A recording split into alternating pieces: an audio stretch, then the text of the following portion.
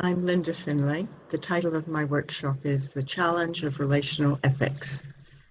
In this workshop, we'll be exploring the topic of ethics in terms of relationship, rather than professional directives, codes, rules. Our professional guidelines are useful, but they can't prepare us for all those situations arising in practice where challenging, emotionally charged relationships can make our heads spin and our hearts ache. So ethical questions arise in practically every moment when we're deciding how to respond, what to do, what to say. Often the best guide to what's ethical is thinking through what is in the client's interests. But what's okay in one situation or one relationship doesn't always translate to others. A therapist who asks lots of questions, for example, could be seen as controlling and invasive by one person and is genuinely interested by another. The holding of a time boundary may feel safe and professional or uncaring and harsh. The sheer messiness and uncertainty and complexity of practice defy easy answers. There are no clear-cut ethical recipes. It depends on the context and specifically the client, the therapist, and the relationship between them. Relational ethics are inevitably tough to negotiate.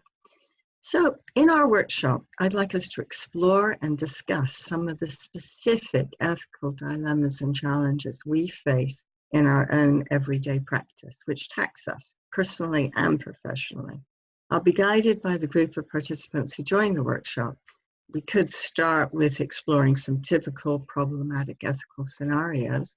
Then perhaps group members could share some of their own examples. We'll vary the discussions, moving between working in pairs or small groups for some of the exercises, as well as exploring in the larger group.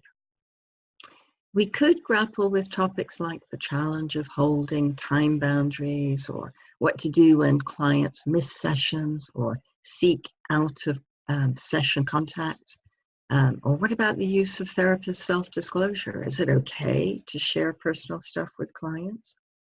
And what about clients' disclosures? Are there some disclosures which might mean we have to break confidentiality? And how do we sensitively hold and contain our client's process? Might this involve the use of touch? Can this be a problem? And how do we know when and how to end therapy? There are, in fact, hundreds of dilemmas we face every day. And it's important to reflexively think through the implications and consequences of these relational processes. And it's about thinking in terms of how do we marry professional standards with both our own personal values and relational concerns. It's not easy to explore these issues. We can all feel some discomfort and even shame when we open up about the uncertainties in our practice. We can be worried that people might critically judge us. Recognizing this, we'll start the workshop with relational ethics to the fore and agree a contract of confidentiality and the need to be mindfully respectful and sensitive to each other in our responses. I hope we can give each other support as we share our practice dilemmas. We'll also recognize how as therapists we all make mistakes, usually out of the best of intentions. It's just that we can get caught up in messy relational dynamics. So the aim is not to find a way of being ethically perfect somehow. It's about being just good enough and ethically intentioned and responsive in challenging situations. So the role played by compassion, hope, and forgiveness within relational ethics, in other words, the conference themes, will be foregrounded. That's the tone and the direction I'd like us to go in.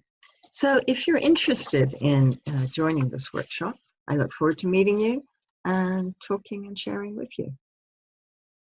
Thank you.